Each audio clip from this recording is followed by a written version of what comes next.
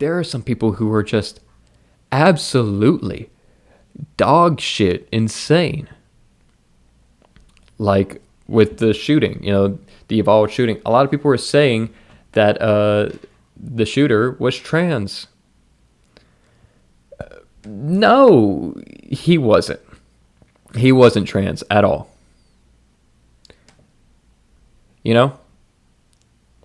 Trans woman's photo used to spread baseless online theory about Texas shooter. Yeah, we've seen this photo used to describe the shooter. Yeah, not a trans person. No, not a trans person at all. In fact, that is someone completely different. Who's saying that?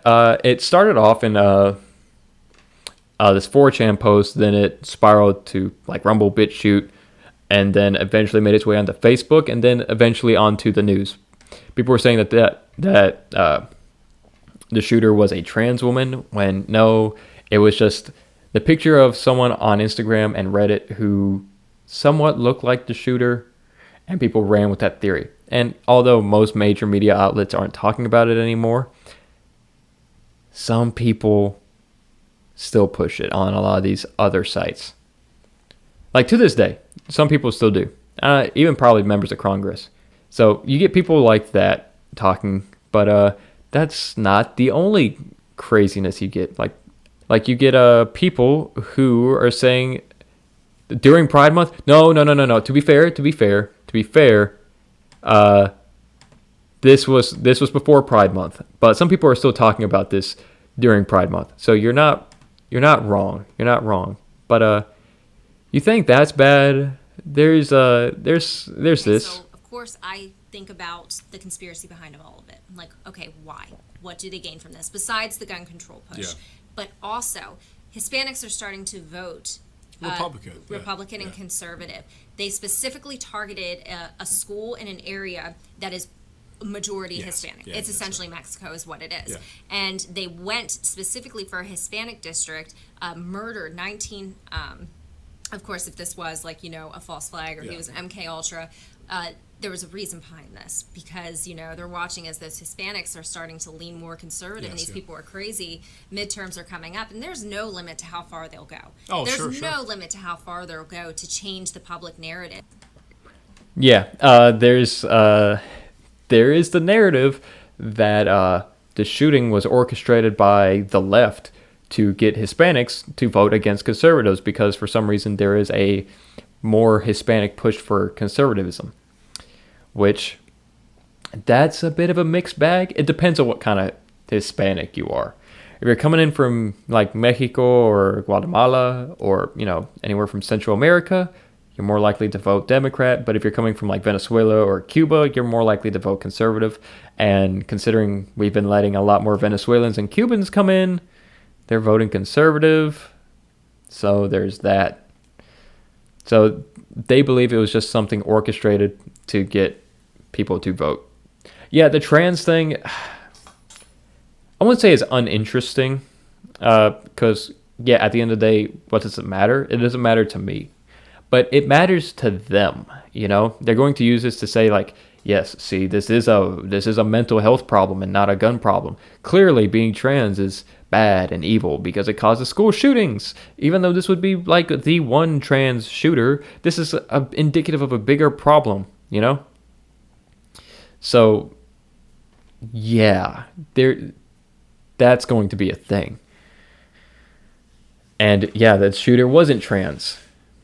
So, surprise, surprise.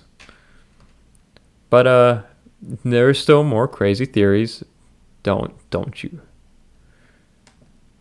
you worry your little head about it. There will always be crazier theories. How is it that a young man using a weapon for the first time, he'd only obtained these AR-15s about a week ago. Not enough time to train to become proficient in it. But we've seen this repeatedly in a number of mass shooting events. Nicholas Cruz, Cho Sung-hui. How is it possible that these young men are so accurate with their fire? Also, I just want to take the time to acknowledge that he mentioned that only non-white shooters. He was very deliberate in that. Very deliberate. using them for the first time in a real life situation. Police who are trained for situations where they might need to use their firearm in a live fire situation, statistically, hit their target 20 to 30% of the time, even less if they're being fired at in return. Soldiers, likewise, miss their target most of the time, especially if they're taking return fire. So how is it these young men were so accurate? It doesn't make any sense. Conspiracy theorists will say it's because they were trained. This was a black op. This was a false flag. No, I think the instructor in that course was correct. The children, the teachers, law enforcement in Uvalde, Texas, encountered a demon Tuesday. One who's done this before.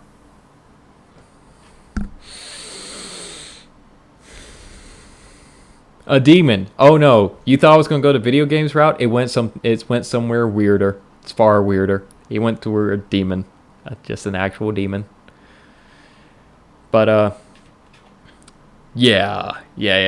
So he has a point. Mass shooters tend to hit their targets a lot more than police and soldiers. But here's the thing about that. Here's the thing. Soldiers hit their targets a lot less than cops because soldiers are less likely to kill someone than a cop. Surprising, I know. Mainly because war crimes are a thing for soldiers and not for cops. As a soldier, you're only allowed to shoot 3 times. You know, you have 3 rules of engagement for dealing with an insurgent or an enemy soldier even.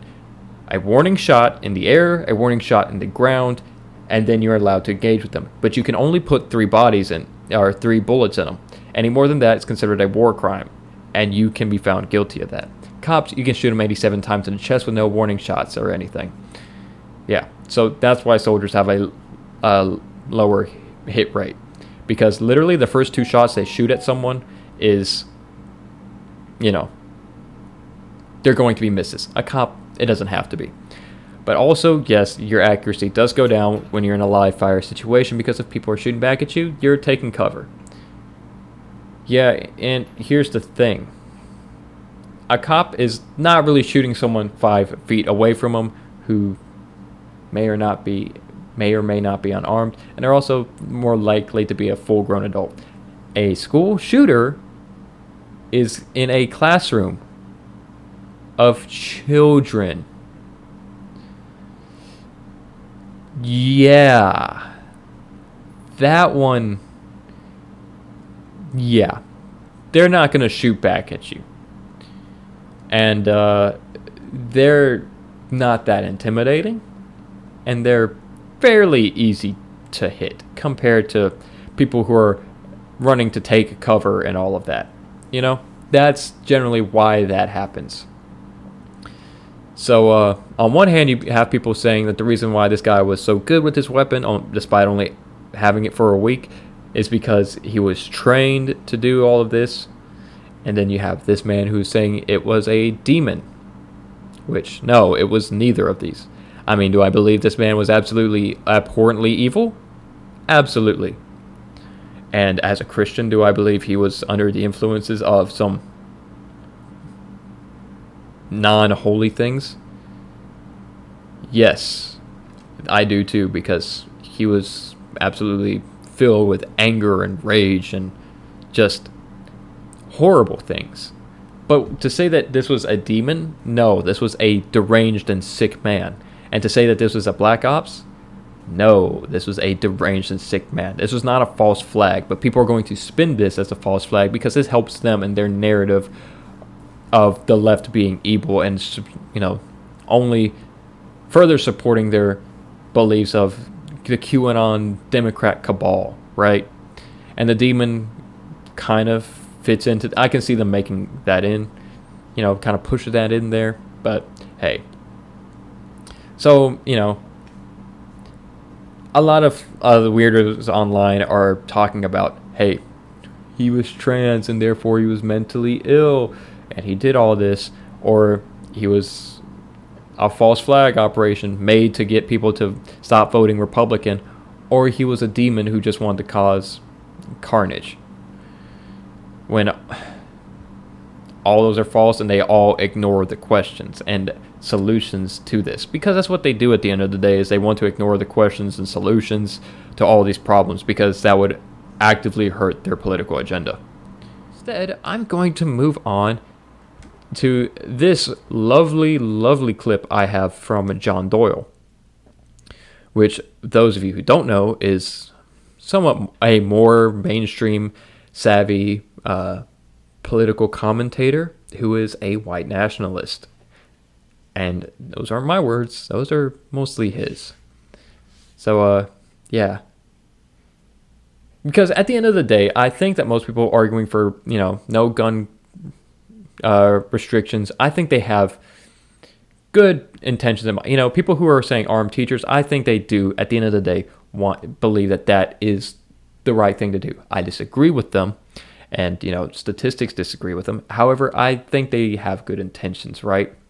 It's complicated, but I think at the end of the day, most people like that, the average person, not the media pundit or the politician, the average voter of these issues, I think they all believe that what they're doing is right. I preface that to say this. There are people who are absolutely fucking disgusting in all of this. And you want a prime example of that? Well, here you go. I stand by this 100%. I feel compelled to be honest. I don't... It's not that I don't care, but it's like, what did you think was going to happen? I mean, you had lockdowns for like 2 years that were affecting disproportionately the social development of kids. And now we had 2 mass shootings in the last 2 weeks, both done by, I think, 18-year-olds. And it's like, what do you think is going to happen when you construct a society that breeds mental illness? Like, what did you think was going to happen? Or even people talking about, we care so much about kids in school. Really? Because you're advocating for them to be exposed to things that are going to lead to lifestyles of despair. You had them muzzled. Like, you only care about kids up until the point where it's like literally now they're dead. Like the most obvious manifestation of evil, killing children. Across the board, everyone's going to agree that's evil. But everything leading up into that, that's fine. So it's only when it's like literally now they're dead that everybody has a big problem with it. And I just think that's totally disingenuous. And I'm not going to like reward that with crocodile tears talking about the children. It's like, what else would you expect to happen in America? I mean, this is the most abominable culture in the history of the world, probably. Like, of course kids are going to be shot in a school. Like, why would that not happen in a country that is as immoral and just like godless as ours? I stand by this 100%. I feel compelled. Yeah. He literally just doesn't fucking care. At the end of the day, you should feel bad, right? Whether you believe this was inevitable or whatever, you should still feel fucking bad. These are kids, man. These are actual fucking children, right? But no, he doesn't. He doesn't give a shit because giving a shit doesn't support his agenda. You know what does support his agenda? Saying that what's wrong with this country, what he thinks is wrong with this country is going to lead to this more and more often. That agrees. So he's going to do that. Like, what the fuck? I disagree with him politically. But, like, you could be fucking sad. You could hate that these kids lost their lives. But no, he's just over here is like, fuck you. Fuck you. I don't give a shit that these kids died. This is what you had coming. Actual fucking sociopath, Literal sociopath. That's like textbook definition. He has no empathy or sympathy for anything like this. It's like, what can you do at that point? What can you do to argue with someone like that? They're not going to listen to you. They don't have any of the brain function to meet you anywhere on that.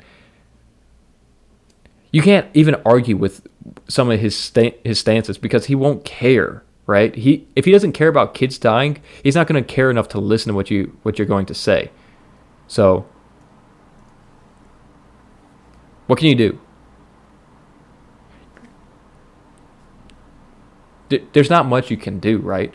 Other than call him a monster, a bullshit person, a shit ass, anything like that. Because he is a monster. He is He doesn't care about kids dying. Like, what does that kind of like explicitly makes you a fucking piece of shit, you know? Like, fuck him, right?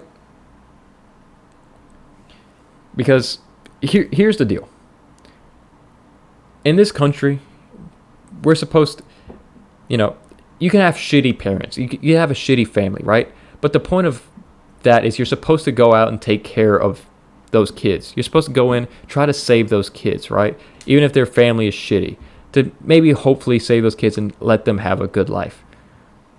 That's not the basis they operate on.